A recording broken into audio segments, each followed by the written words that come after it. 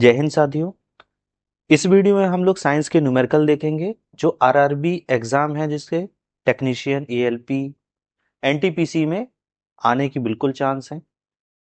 तो चलिए देखते हैं। पहला क्वेश्चन है हमारा, एक इंजन 10 किलोवाट शक्ति उत्पन्न करता है। यानी यहाँ पी का मान दिया हुआ है कितना, 10 किलोवाट। तो इसको हम वाट में चेंज करेंगे तो 10 गुणे 1000 से गुणा हो जाएगा। ठीक है। यह 200 किलोग्राम द्रव्यमान, एम कितना है, 200 किलोग्राम, को 40 मीटर की ऊंचाई तक, एच कितना दिया हुआ है, 40 मीटर की ऊंचाई तक उठाने में लगा समय, टी हमको क्या करना है, इसमें निकालना है। तो फॉर्मूला होता है पी बराबर डब्ल्यू अपॉन टी। ठीक है। और W बराबर क्या लिख सकते हैं इसमें, अब W तो दिया नहीं है, तो W बराबर होता है M G H upon T. अब आइए वैल्यू पुट करते हैं। तो m की वैल्यू कितनी है, 200। g की वैल्यू हमको दी है क्वेश्चन में 10 मीटर प्रति सेकंड स्क्वायर, रख दिया। h कितना दिया हुआ है, 40 मीटर। और t हमको क्या है, निकालना है। और p की वैल्यू कितनी दी है उसमें, तो 10 गुणे 1000। ठीक। अब हम इसमें सॉल्व कर लेंगे। जैसे इसमें एक से एक जीरो गया, ये जीरो से ये जीरो गया, ये से ये जीरो गया, ये से ये जीरो गया, ताकि हमारा जो सॉल्यूशन है सिंपल हो जाए। अब ये 2 का गुणा 4 में होगा, ये टी को कहाँ पहुंचा गए, कैंची गुणा कर दिया, तो टी बराबर कितना आ गया, 8 सेकेंड। ऑप्शन सी सही हो जाएगा। चलिए अगला क्वेश्चन देखते हैं।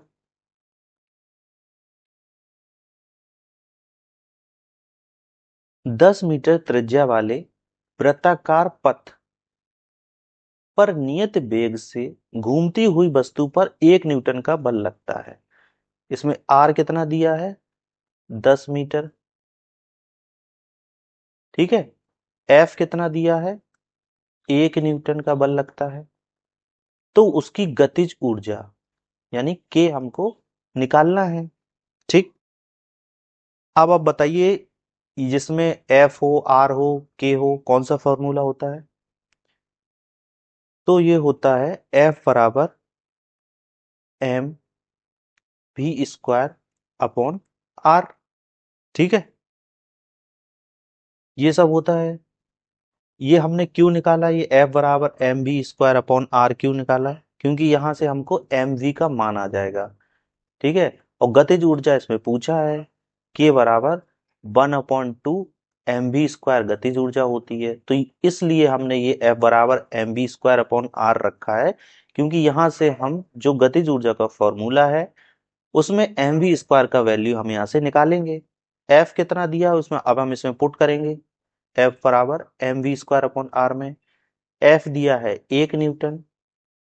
ठीक है। इसमें एम वी स्क्वायर हमको दिया नहीं है, तो हम ऐसे ही रख के छोड़ देंगे। आर कितना दिया है, 10। यहां से हम कैंची गुणा फिर करेंगे, तो ये 10 बराबर एम बी स्क्वायर। ठीक। इसको हम क्या करेंगे, एम बी स्क्वायर को ऐसे ही छोड़ देंगे। ठीक। आइए अब काइनेटिक एनर्जी गतिज ऊर्जा निकालनी है। तो ये के बराबर एम बी स्क्वायर है, हाफ एम बी स्क्वायर, तो 1/2 ऐसे ही छोड़ देंगे। एम बी स्क्वायर की वैल्यू हमने पहले निकाल ली है, जो दी हुई है हमको 10। 2 से काटेंगे 10 को, जाएगा 5 बार। तो जो काइनेटिक एनर्जी गतिज ऊर्जा आई है वो कितनी आई है, 5 जूल। ऑप्शन डी सही होगा। आइए अब अगला क्वेश्चन देखते हैं। क्वेश्चन में बोला गया है, बराबर द्रव्यमान के दो पिंडों को h और 2h ऊंचाई पर रखा गया है। कोई पिंड है जिनको तल से h और 2h ऊंचाई पर रखा गया है, तो इनकी स्थितिज ऊर्जा का अनुपात क्या होगा बताना है।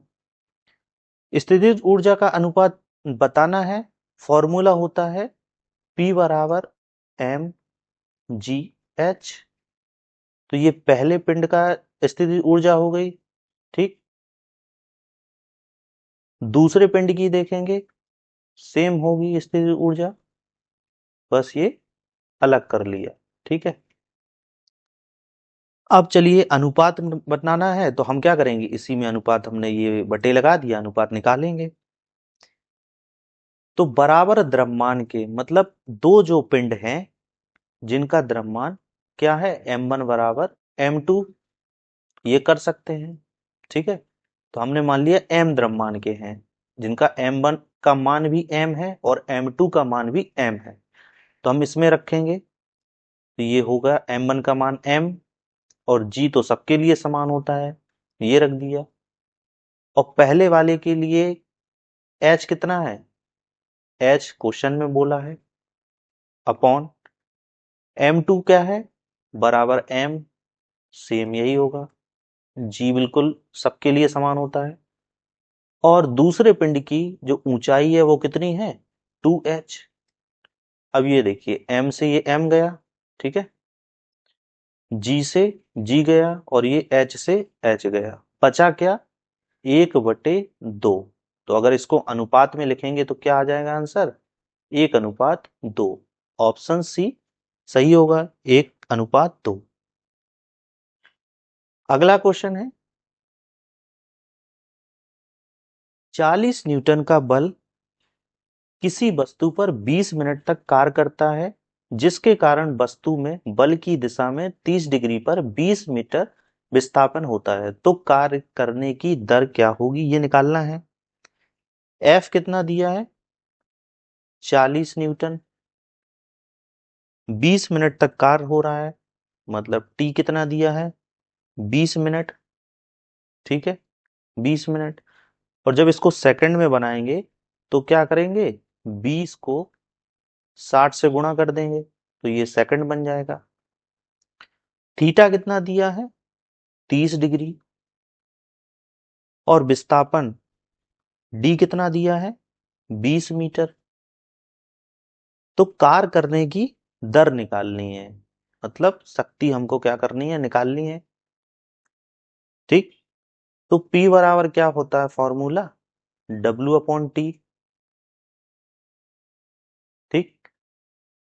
ये हमको P बराबर W/T होता है, और W तो दिया नहीं है, तो W को चेंज करेंगे तो W बराबर क्या होता है, F into D cos theta upon T.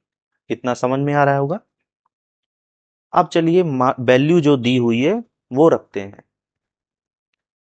तो F की वैल्यू दी है 40, D की वैल्यू दी है 20, और कॉस थीटा, थीटा की वैल्यू दी है 30 बटे टी, टी की वैल्यू कितनी है, 20 गुणे 60। अब इसको काट देंगे, 20 से 20 गया, ये एक जीरो से एक जीरो गया, ये 2 से गया, और ये 3। कॉस 30 का मान कितना होता है, √3/2। ऊपर 2 बचा था और नीचे 3, ये 2 से 2 गया, और ये 3 से काटेंगे तो ये क्या हो जाएगा, 1/√3।